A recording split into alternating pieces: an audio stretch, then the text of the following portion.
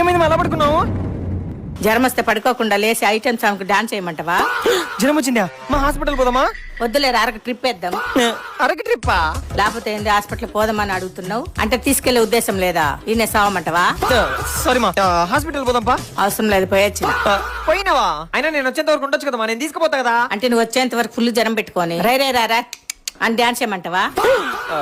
అట్ట కాదమ్మా, అది సర్లే డాక్టర్ ఏమన్నా చెప్పు. 2 పెగ్గులేసి పడుకోమని. లేకపోతే ఏ డాక్టర్ అయినా ఏమంటాడు? సూదేసి 2 టాబ్లెట్ ఇచ్చి మూసుకొని దొబ్బేమని. ఓ ఓకే ఓకే, మా టాబ్లెట్ తీసుకుంటావా? ఏ నా బదులు నువ్వు వేసుకుంటావా? లేదు, నేనేదో మామూలుగా అడిగినామా. అవసరం లేదు, ఆల్రెడీ మింగినాలే. మా వాటర్ తీసుకురావాలా? వద్దులే, కిరసనాయలు తీసుకురారా, ఇచ్చుకొని తాగుతా. సారీ మా, వాటర్ తీసుకొని వస్తా. మా ఇదిగోమా. మా ఈ రోజు నీకు బాలేదు కదా, వంట నేనే చేయనా?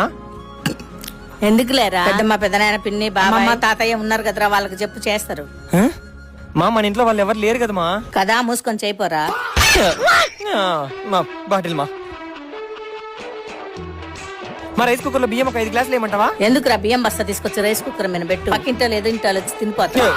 ఉన్నదే 3 అయితే 5 గ్లాసులు వేస్తాడంట. 1 గ్లాస్ అయ్యి చాలు.